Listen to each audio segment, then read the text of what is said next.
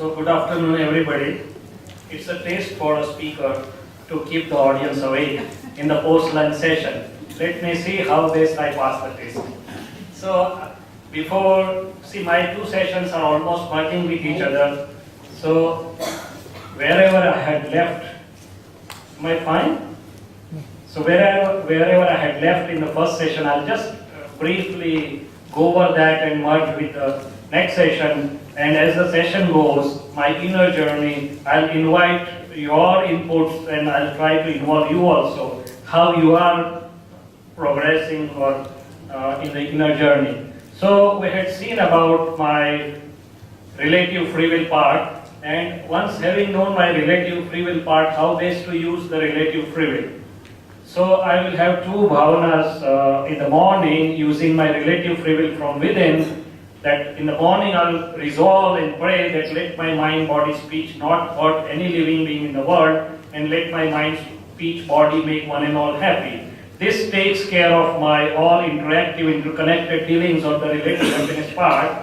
But I'm not to stop there. So to be with me, I have the second bhavana that I want to know who am I, as Akshay already has said that. Thanks Akshay. And once I know who am I will be with my pure self. So to know who am I, how is it possible? Should I Google it out? Should I go to scriptures? Should I go to Vedas? Should I go to Agams? What do I do? But to know who am I, as we'll go over, is not the play of words only. So I say, as an ophthalmologist, I learned that I cannot Google or see videos and come and operate on your eye. I need to stand by an experienced surgeon, and seeing will teach me. Here also I need some experienced guide to know who am I. So my second projection of prayer is, I want to know who am I, and for that I need or seek to meet somebody, holistic scientist who's experienced into that, and through whose grace or help I can know that. 9 codes of conduct, Deepakanandji has already mentioned. Now let me say a word about power of projection or decision or bhavana. I can almost say that you are whole and soul responsible for yourself, and you can make your world.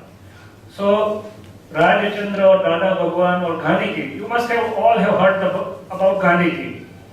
He had only one projection, that I must make India free. And everything came his way by this simple one projection and non-violently. Dada Bhagwan has only one projection, that let this holistic inner science go to one and all, such that one and all attain happiness, harmony or peace. And we are here today as a result of the continuation, nature doing the job or fulfilling that projection. So power of projection is such a powerful thing that with one consistent, continuous projection, you can sort of change the entire world, inner and outer. So decide, remain sincere, work hard and pray once you project. So this I have already discussed, that this provides a simple scientific path. It does not ask you to change your behavior because it's the effect or result, but it just changes your understanding. But the real free will starts after I know who am I. Now how many of us know who am I, or want to know, or doesn't want to know who am I? Everybody will say, well, I know who am I. When I was asked, I said, why? I know I'm Dr. Shailesh, I'm an ophthalmologist, I'm renowned in the town, father of somebody, son of somebody, so and so. But then when I was asked in there, I say my name is Shailesh or Dr. Shailesh because I love athletics. But then when I was asked, is it your name or you yourself is Shailesh? I said, why is such a funny question? But no, it's not funny. Because no sooner I say that this is my spectacle or my glass, the object and one who is saying is mine has to be different. Similarly, I say my name, my house, my wife, my money. I say my mind, my speech, my body. Even I say my feelings, my karmas, everything. If I put everything under the label of my or mine on one side, what remains on the other side? Anybody? Something remains or nothing? Nothing. Nothing. Nothing. I remains. I remains there. I doesn't go anywhere. So if I can put everything aside, then I remains there. Now let's understand from second perspective. Everything under the part of my Does it have a beginning and end, including my body, conception to death? That means it's temporary or it has some finite duration and it is ever changing. So if it is so, one who knows that it has beginning and end or it is ever changing has to be permanent or never changing. Without that, it cannot know that it is temporary or ever changing. So there is one element which is continuously knowing and seeing, has to be permanent, has to be never changing. So my is with beginning and end, I is permanent. If you can separate my and I, how to separate? By understanding, by belief, by vision. That's so. Go ahead. So sometimes I say I enjoyed, I get bored, or even I say I had nice sleep. So who slept and who knew that the sleep was nice? Have you ever thought that there is an element which is continuously knowing and seeing the things which are happening in the other part? So there are two processes going on in the body. One is the happenings, experience, suffering, joy, pain, pleasure, whatever, and the other is the process of knowing and seeing. So if you can know the knower, it's a dictum that one who has known the knower has known everything. So, and another thing, doer and knower has to be separate.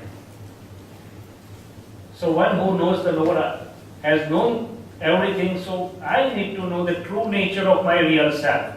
So far I am believing that I am Shailesh, and believe me, I is not only a word. It carries all the energy, all the experiences, all the connectivity with it. If my I is living in a relative plane, physical enjoyments and my experiences will be like this. If my I shifts to inner awareness, it will have different experiences. If my I shifts to pure self, everything will change. And as Pandit was saying, be with yourself. This answers how to be. So Prakriti and pure self have completely distinct properties and they are separate. Prakriti is a relative self. And as I had started, the world is the puzzle itself. Now here is some graphic representation trying to explain the science of two things. On one side, we have pure soul, which is an element having its existential matter, which is formless, shapeless, Chaitanya, with its all innate attributes. And three being the cardinal knowing power, seeing power, and bliss. And another side, there is a matter which has its properties in the form of form, shape, color, taste, etc. As the two come together, in a science, if you bring two elements together, the third extra special properties do get generated either in the form of mixture or compound. Here the extra special properties have come up in the form of Prakriti. I am name bearer, I am doer, anger, greed, pride, deceit, attachment. So holistic scientist knows how best to separate them or make use. This is another graphics that nothing changes except the phases of both elements. The existential matter and innate properties do not change, but as they come and interact, the phases of both are changing.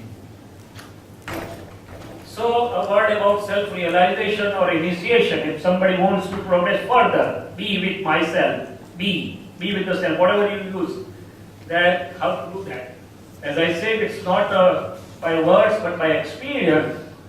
And in good times, people used to attain that by step cleansing or sadhana or whatever. But today, even for a seeker, it is difficult to understand the core or essence of whatever you say, Gita, Agam, Vedas, or whatever you believe into, or through whatever you are searching. And it is even more difficult to achieve results. Whatever has been said there, if I want to achieve results in my daily living, it becomes still more difficult. Why? Because I think differently, I speak differently, and I behave differently. What I think I cannot speak, or what I speak is different from what I think, and what I behave is still different from what I speak. So there is a disparity of the instrument of mind, speech, body. And in today's time, we were fortunate to be traveling and having the experience through Akram or stepless path through the grace of Jnani Purus. Difference of Kram and Akram is in the doership and ownership beliefs. In the step-by-step path, I had to travel till and through my own doership and ownership belief, whereas the Akram makes me free of all these things at the outset. Transformation and experience I'll take in my next session because it will continue with the inner journey. So I'm just skipping that part and moving to the journey itself for all of us.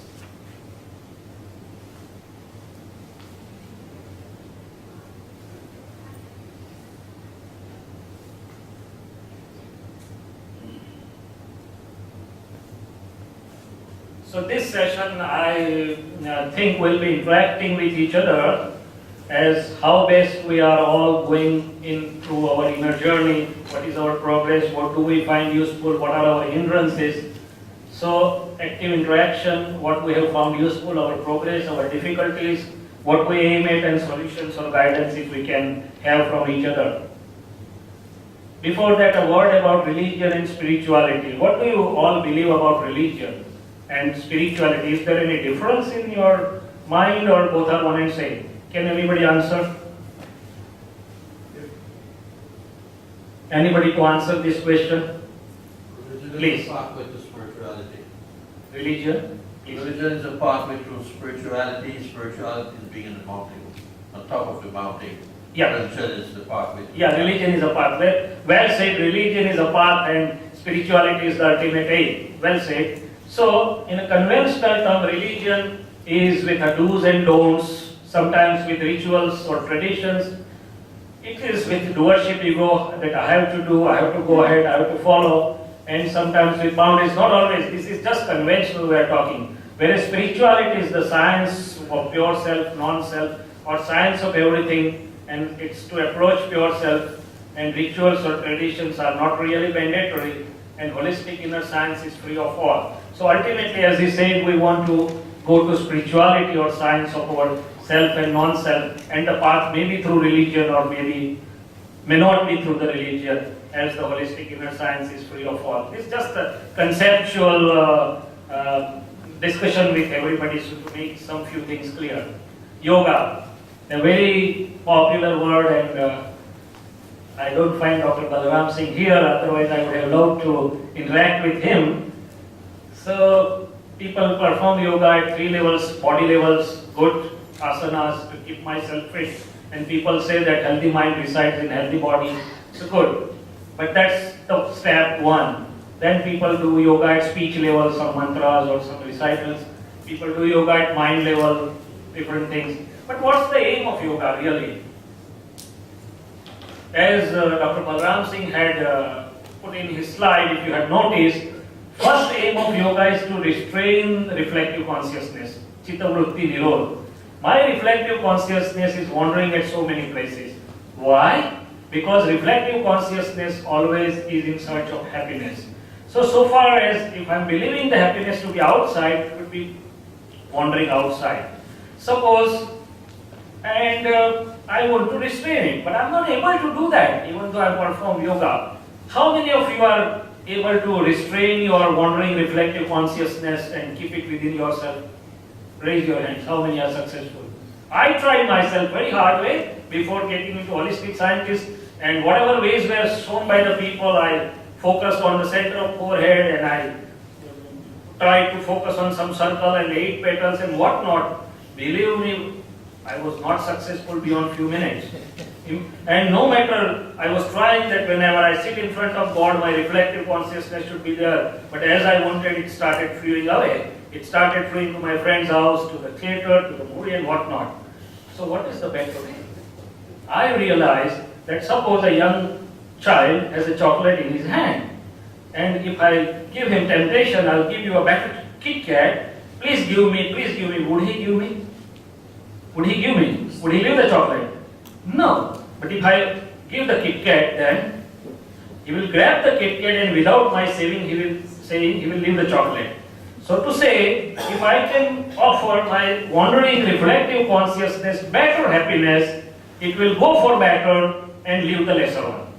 Here what happened in holistic inner science for us is, holistic scientists never said us to leave anything, but he made us tasted the better thing, the happiness of the self, my own home. And having tasted that, I had not to tell my reflective consciousness, don't wander outside. Automatically, it started coming to me. So Balaram Singh, I was just mentioning, and I was remembering you because we were discussing the yoga part, that as you had rightly said in your slide, the one important aim of yoga is to restrain the reflective consciousness, which Patanjali wanted us to do.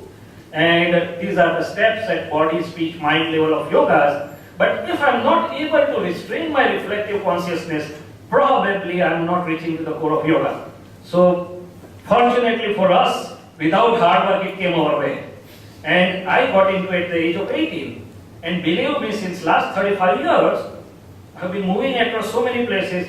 The reflective consciousness has not been tempted to movies, has not been tempted to flimsy things. It has by and large stayed with me most of the times. And at the end of the day, when you all walk out, I want to observe as a scientist within you for how much time your reflective consciousness has stayed here and for how much time it has wandered outside. Please answer me whenever we meet outside. If for the majority of the time it has remained here, that means there is something. And if I go to temple, I cannot keep it even for a few minutes in a temple or a church. What's the secret? Here, we are enjoying indirect happiness or bliss of the real self. Still our reflective consciousness likes to stay here. So if we can experience direct, what would be the result? Would you like to share anything? Yeah, This is interactive session, so please be open. It's everybody's opportunity. when we use the term restrain, it means we are in a doer mode. I somehow thought that Nirodha means there is no need to resist. Rodha means resist, Ni means no. When there is no need to resist, that's when you reach the yoga. Yeah, that's the second point I have already put on there. But the fact that you say that to restrain, which means I am somehow doing it. I'm trying to do it. See, I believe that in a conventional path of yoga, the people are trying to do that. Till they reach the state, till they reach the state, they are trying to do that. Yeah, the only problem is, and it's very, we are really uninitiated, and you are very truly fortunate that you can reach that. I got that at 18. I'm 55 and I'm still struggling. So the problem becomes, as in any laws and principles, and that once you don't know what the goal is, then you only continue doing that. It becomes habit. Yep. So we restrain ourselves from eating chocolate or watching certain movies and this and that. Like, well, I'm doing perfectly all right because I'm restraining my reflective consciousness. But that's not the goal. Yeah, that's not the answer. If the people knew the goal is Yes. where there is no need to resist. Yes, I agree with you completely. But why I put it deliberately over here? Because it can help the people who are trying to go through the conventional methods of yoga. So the next aim really is Atma Yoga, to experience and be with yourself or pure self, whatever you say, as Panditji rightly said. But it became possible for me when I really realized who am I, and I effortlessly found bliss within my home, that now there is no need to restrain. I am fine, I am me with myself. So that's the real aim of yoga, is to reach the Atma Yoga, or the self, or the pure self, whatever word you use it. Words are just the vehicles to me. Ultimately it is a symbol to explain one from another that what is to be reached. Meditation, again another word which is people are using day in, day out. So how much can I meditate? On to which meditate? To meditate over unknown or to meditate over known? So unless it is known, really the meditation doesn't start. And to expound it a little further, from the holistic inner science perspective, meditation is a state of being. It's a continuous state of being, whether one is aware or whether one is not aware. And in unaware state, there are four out of the four. The first two are in unaware state: Artha Dhyan, Raudra Dhyan, Dharma Dhyan, and Shukla Dhyan. Artha Dhyan is a state of being where I am disturbed myself. I am not disturbing others, but within I have some turmoil, some disturbance, some anxiety, some stress, something like that. Raudra Dhyan is clash, which you say, I may be disturbing others, Raga, Dvesha, it falls into both. Dharma Dhyan is a state of inner poise, equanimity, coolness, calmness. I have some vision by which I can resolve myself from within, even though the outer circumstances or behavior is challenging. And Shukla Dhyan is the state of being in a pure. This is after I know who am I, this is possible. So this is a continuous state of being, and in any given time, a human being is in one of the four. You can't escape that. So meditation is really a continuous process of state of being with open eyes, and it is based on our understanding.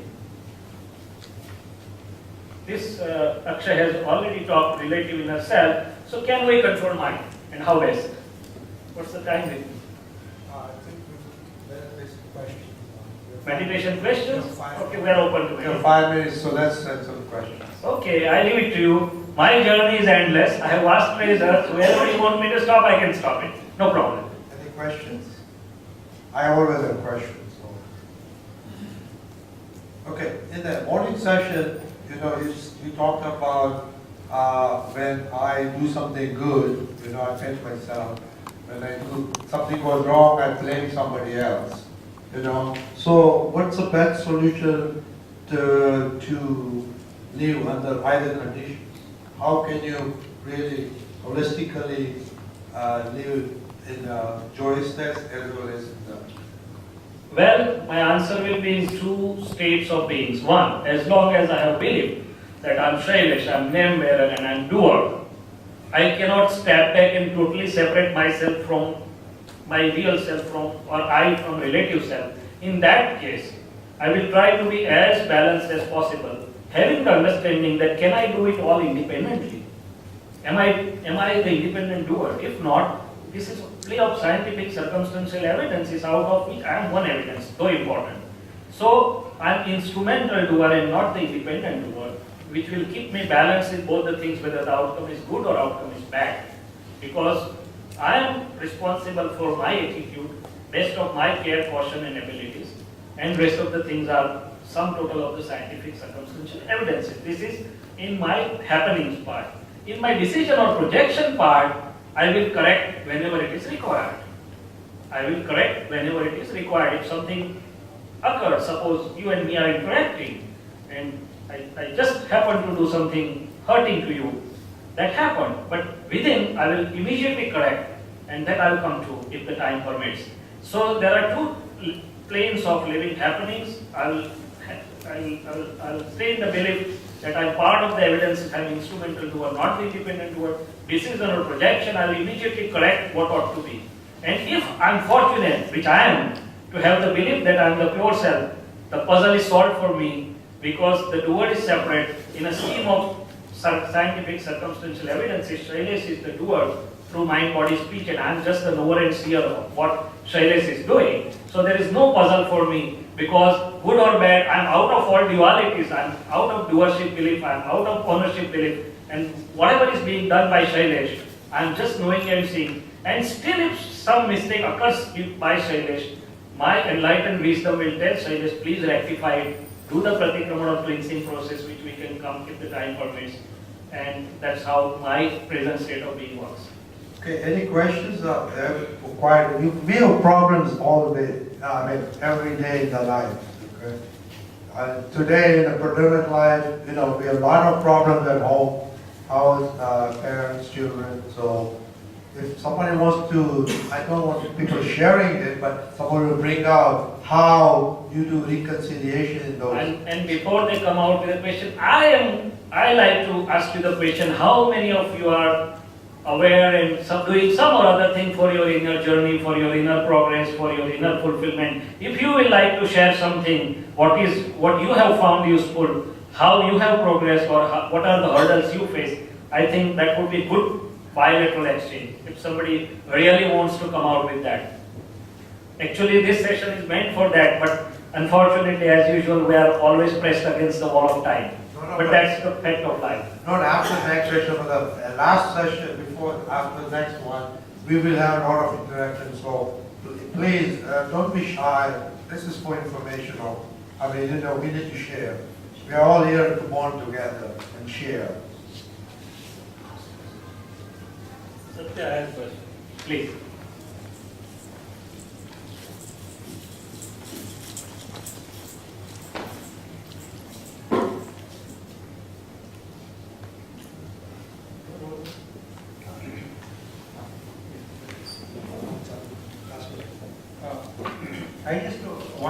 I'm curious because I don't know about this holistic science or places before. First time I'm coming.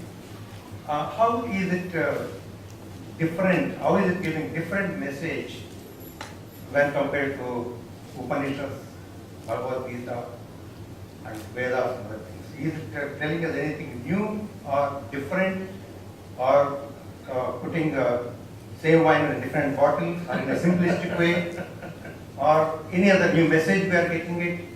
This is what I would like to know. See, let me say one thing. Eternal truths, whether said in the past, being said in the present, or would be said in the future, if it is really eternal truth, cannot be different. Lakhs of Jnanis have said before, will say today, or will say in the future, cannot be different fundamentally, eternal truth-wise. But there are two important things. Number one which gives result is the knowledge. One which doesn't give result is the knowledge in the book is not useful to me. So somehow I am in search of something which gives me results, whether said in the Vedas, whether said in the Gita, whether said in anything. It's true, but unless it gives me results, I am searching scientific sort of approach which gives me results.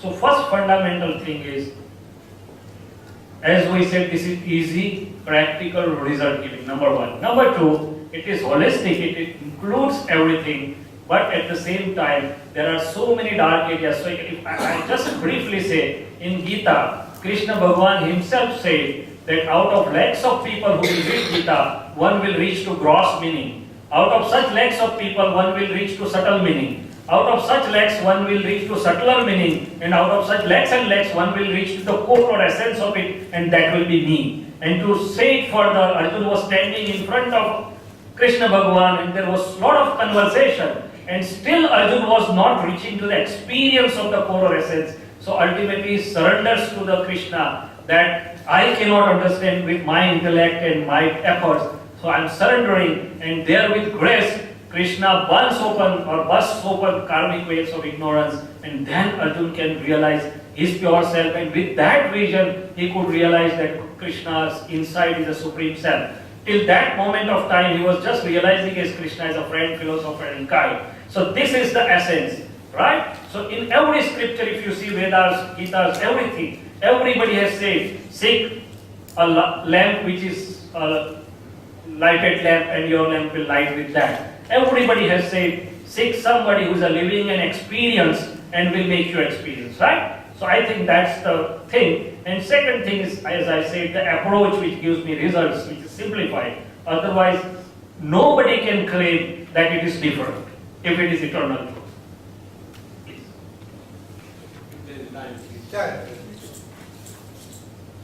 I think that one of the things that I come across in class room teaching as well as otherwise is that some of this knowledge was created, at least or connected to India.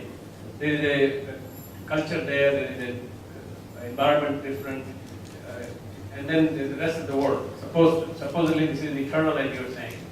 And how does it, number one, apply to the rest of the world? Because every place has a little bit of their own different cultures, and how to connect that, number one. Number two is that we have problems, and there are some very positive things also. There are problems in the world today that we have social problems, we have political problems, economic problems, all sorts of problems. And how this you saying that you work on this inner science, how is that going to solve those problems? I think those two questions are very Very good questions. If I have to answer first question, initially I said this is beneficial and useful to one and all, every human being, irrespective of faith, belief, nationality, literary status, socio-economic status, or whatever. Because at each level, of course, human beings are at different level of beliefs, but for each belief, there is universal truth. As I said, happiness, something. If whatever actions of my mind, body, speech, which are making others happy, will make me happy first, and vice versa. Every religion has tried to say that do until others what you like to do, them to do with you. But unless my human mind and intellect understands the science behind it and be able to experience it, it will not come into my behavior or change of belief. So this is what is being done. So there are some universal truths.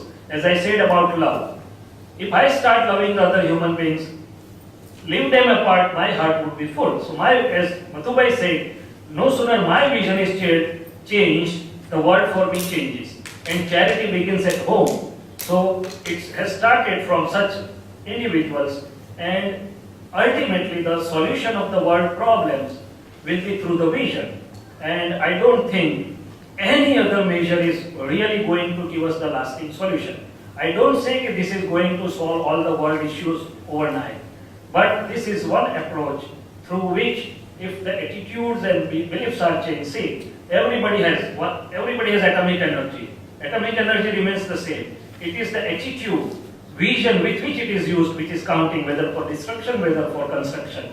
So I think that holistic inner science, by scientifically making one understand that I am not different from others, world is me only, because it affects me also, and its interconnectedness should go and help the things.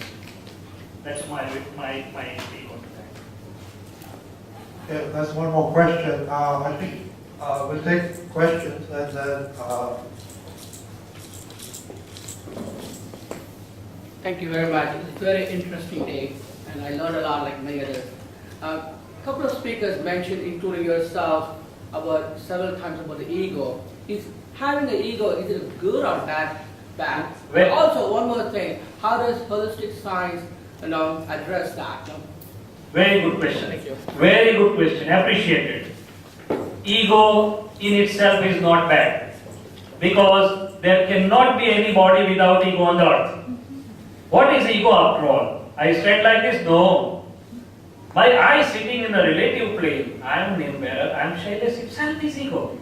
But ego in itself is not bad. Without ego, the body will not function. Ego can be used positively, ego can be used negatively. Gandhiji used ego positively to make India free. Mahavir had no ego, sorry. Krishna used ego positively to make something, support the dharma. So your ego, as long as it is obliging others, it is helping others, it is taking care of others, it's a positive use of ego. Do that if you want to become happy. What's the negative use of ego? If I am disturbing others, if I am bossing others, if I am hurting others, if I am putting some hurdles or pulling down others' legs to go ahead, it's negative use of ego. If you want to become unhappy, use ego negatively. If you want mixture, use both. And if you want to go to permanent happiness and get liberated forever, get rid of ego. That's possible. When I know who am I have now ego, but that's dramatic ego for my relative functions. From within I know I am not Shailesh and I am not doer. So in real point of view, I have switched myself to pure ego, non-ego state. Relative functioning, there is ego, but that's a discharged ego or just a dramatic ego. So that's why I said the world is the puzzle itself, and there are two viewpoints to solve this puzzle, one relative, the other real. But yes, you are absolutely right. And second point, how holistic inner science takes care of ego. Number one, it makes your ego positive. By visions, by making you realize that others' happiness is not different from your happiness. So it makes your ego ornamental or positive or decent, and it keeps you away from the negative ego in first place. Second place, by explaining you the science of scientific circumstantial evidences, it helps your ego to become normal, or from inflated state to come to the normal state. No, I am not the independent doer, though I am the instrumental doer or main part. And if you know who am I, it helps you to get ego free. Does that answer your question? Yeah, I have one more. I want to take it to the next level. Sure. I can speak louder. How would you, I want to take it to the next level. How would you differentiate between arrogance and ego? Oh, arrogant is something which is seen and criticized and felt by others. I'm trying. Arrogance is totally different thing. Ego is a basic thing. As I say, my belief, I am Shailesh. Even though no matter polite I am, no matter humble I am, no matter I am whatever praised I am, but my I is sitting in relative. Now, as I explained the science, there is a pure conscious and there is a matter. And as the two have come together, the I has come up. and if I have my wire inside, even if I'm sleeping, it keeps continuously charging my battery, whatever gadget I am having.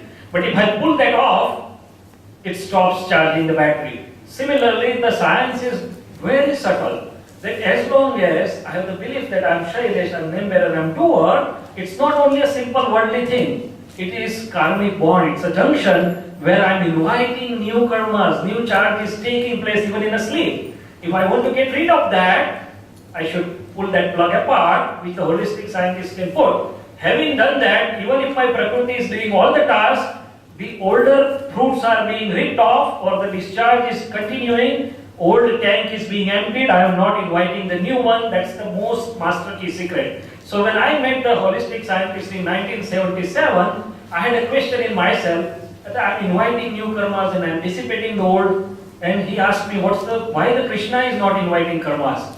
He stood in the front of the battle here, asked Arjun to fight the battle, and still he had a master key not to invite new bondages. What was that?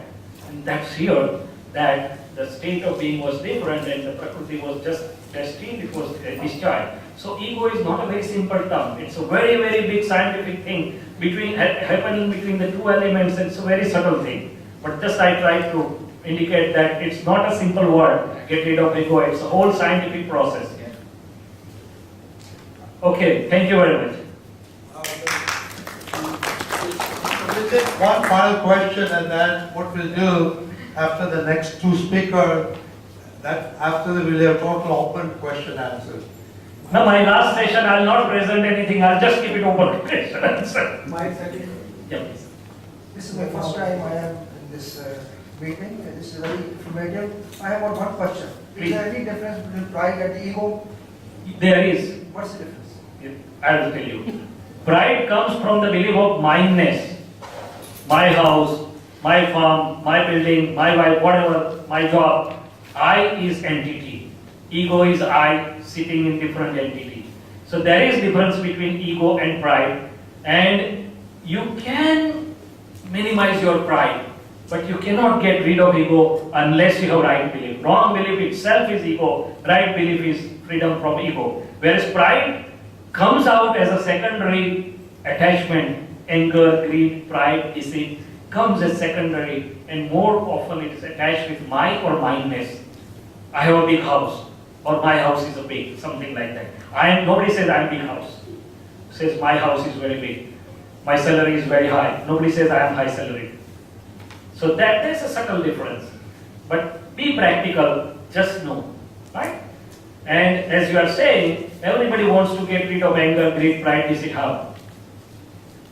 I can minimize it, but I cannot totally get out unless I have a right belief. Because they all are standing on the platform, I am name bearer and I am Shailesh. As long as I am name bearer, everything attached to the name will stay there. No sooner you say you spoke very bad, my pride will get offended. But if I am not sitting there, I am fine. Whatever you throw onto me, I am not that. Even if Shailesh reacts a little bit, I will say, Shailesh, you are not that. Okay? Okay. Just one question. Sorry. It's in relation to this one. Please. In a Western world, self-confidence is considered to be a very positive personality trait. So, in terms of ego and pride, where does that sit? Self-confidence is a totally different story to my understanding. It's my reflection and my conviction and my surety with my inner perception power, inner knowledge power, inner whatever abilities. It does not necessarily go with ego or pride. No, it's my inner understanding, clarity, perception, inner vision, whatever is working within me. And I'm sure I'm seeing the path ahead. Okay, I'll be able to travel the path nicely. So that's a different story than the ego or pride. But as I said, as long as body is there, the nominal ego for work has to be there, but it's not associated. Self-confidence is a different story. And if I know who am I, that self-confidence is totally opened out because I know as a pure self, I'm not going to be affected by anything, even I get free of death or fear. So that's a total story. When I know the self, see actually people say self-confidence, but which self they are talking of? We are talking of relative self as long as I don't know what is my real self or true identity of my real self, but that's good. That's all about. So let it be there. Even through relative self or even through relative ego, what is working is light of pure soul. But then there is a filter of ego and intellect, as Akshay tried to show.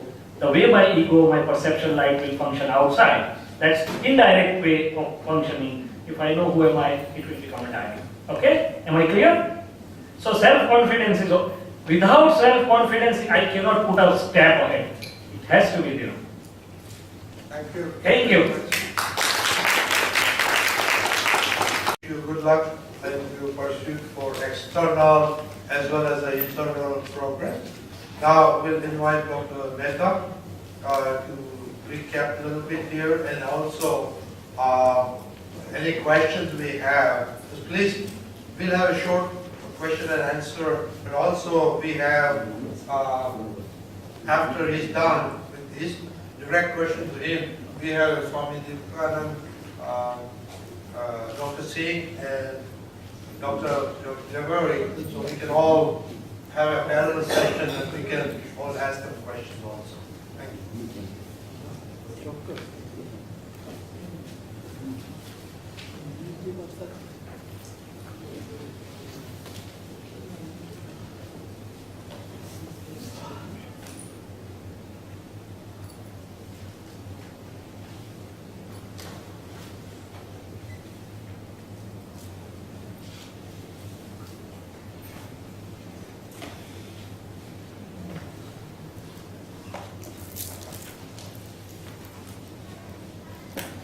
Just, I will briefly go over. I was asked to summarize actually the path, because everybody knows that today we are much charged, we are with the self, but as we walk out in our daily livings, after a few days at least, we will need some recharging.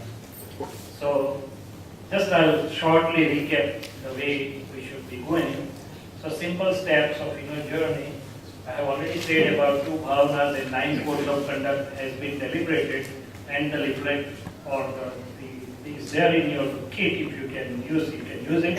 The third is prayer to pure self. I'm not going into detail, but I'm praying to pure self within me.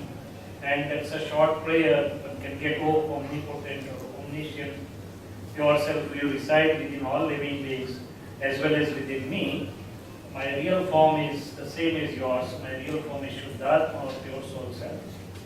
O pure self, with utmost devotion and oneness I go to you. I confess unto you all mistakes that I have committed in my ignorant state. I sincerely repent for these mistakes and ask for your forgiveness. Please forgive me and give me the inner strength not to repeat the same mistakes.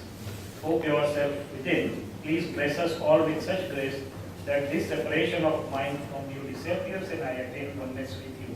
May I remain one with you all the time. So I am just addressing my pure self within, and this is the direct approach. Now just I want to deliberate a little over this divine cleansing process, which had come up during the day, but because of the time constraint, I was just not able to do the things. All of us know that we want to remain and follow the conducts, not hurt any living being, or not say any untrue bad words, not have opinions, but still it happens. And when it happens, it may bug me from within. I may have some bad relations with Rajni Bhai, which I don't like, but how to get rid of that? So this is one very simple divine cleansing process, that for whatever is bugging me, whether it is an interconnected relation or for my own self, what I will do is, I'll say that I go to pure self within Rajni Bhai, for example, if I have to clean with him, which is free of mind, body, speech, name and name belonging attachments, and all the karmas. I just see the pure self within him, because whatever the ties were there when looking at his outer side or personality, no sooner I look in, I'm getting free. And I further say that for whatever bad behavior or hurt I have done to you, I just confess and ask for pardon. I decide not to do it again. Now this is two very important aspects. No sooner I do it, I am getting rid of the bondage or the botheration or burden of the mistake, and I regain my normalcy and happiness very soon.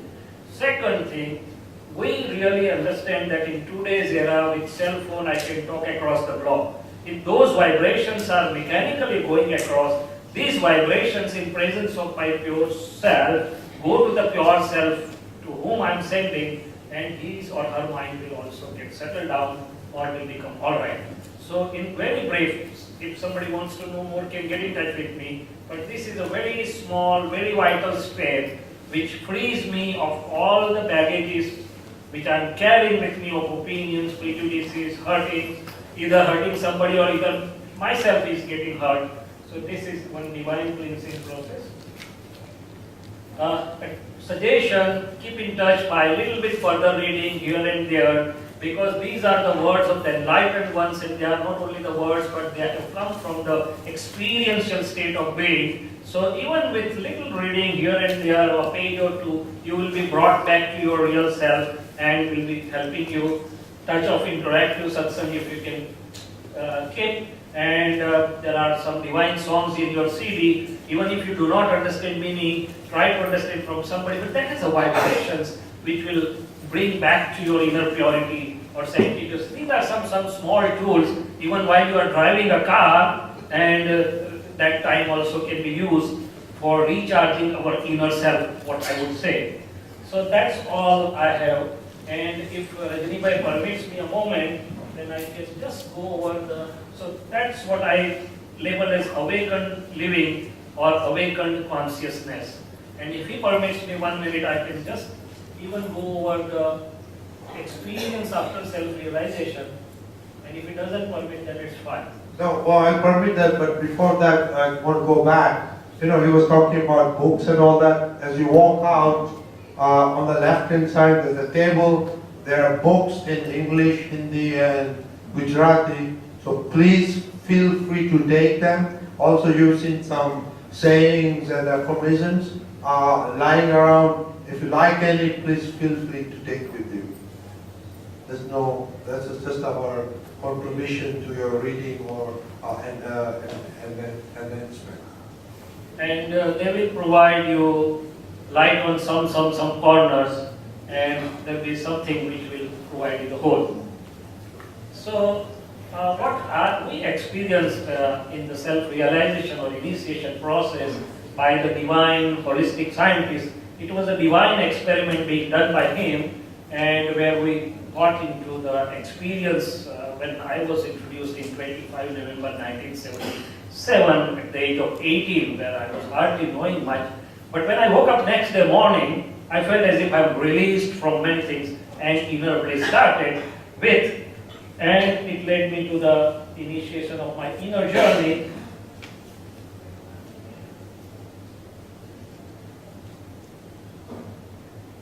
So as I said, the wrong belief was fractured and the right belief set in, and from outward journey, Bairatma, I became inward, Antaratma, towards Paramatma, and this is all said. But two important things, he gave us 5 simple sentences. It may not be useful to you completely, but just listen and just have an idea to live my life, rest of the life, with this ever functional experience, ever increasing bliss within. And those 5 simple sentences where one was relative viewpoint, another real viewpoint. By relative viewpoint, I'm doctor, I'm father, I'm son, everything, and I'm talking to you. I'm seeing that by relative viewpoint, we are all different aspirants. By real viewpoint, I am also pure soul self, and I can see pure self in every one of us. So with these 2 viewpoints, my all vyavahar dealings become very smooth, keeping me awakened from within. The third was scientific circumstantial evidences as the doer, how the things are happening, and how do I deal with my all daily interconnected responsibilities or relations or whatever, my patients and everybody. So the fourth is dispose your files, which Dr. Mehta tried to tell you, amicably with equanimity. And by this code, I am filling in my pure self account. Because so far I had no account of my pure self. They were all relative accounts on the name of Shailesh. So these 5 simple sentences with awareness made my journey simple, and that's all. So self-functional or self-operational science with constant awareness. That's what my experience is. So this is a short path I laid down for you, summarizing the whole day story as it went with us. I hope that gives you the complete picture, right? And now we're open for all the questions of them. Well, I'll request all the speakers, please come on the dais, so let's open up for everybody.